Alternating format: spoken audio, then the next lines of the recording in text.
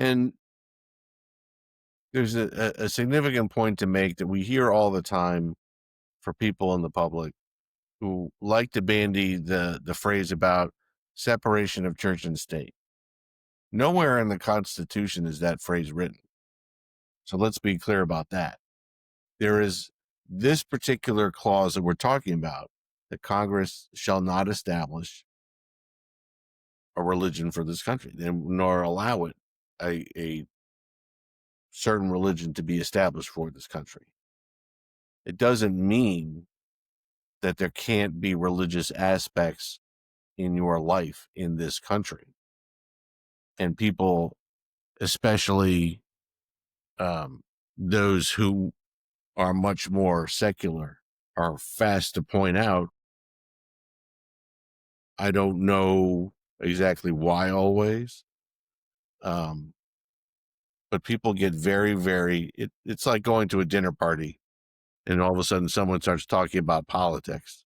It's like an atom bomb is dropped, and or better yet, the analogy is someone pulls a pin on a grenade and rolls it into the room. It hasn't exploded yet, but everyone sees it and they start freaking out.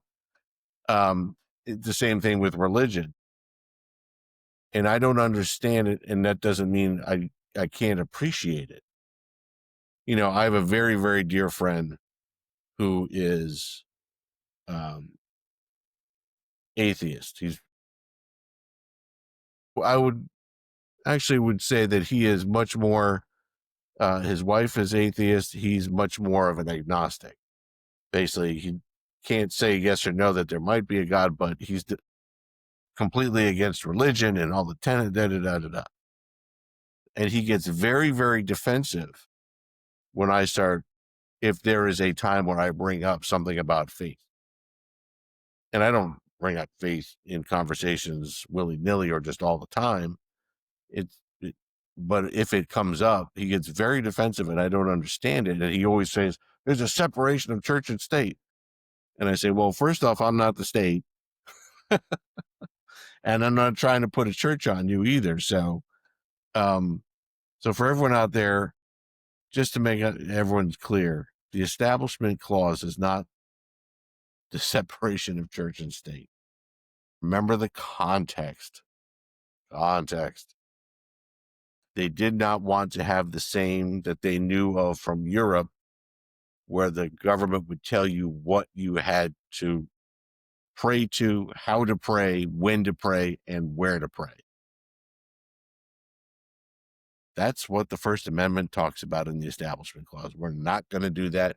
You can pray if you want. You can not pray if you want. You can be a Jew. You can be a Gentile. You can be a Muslim. You can be a Catholic. You can be a Protestant. You can be a Sikh. You can be a Buddhist, whatever.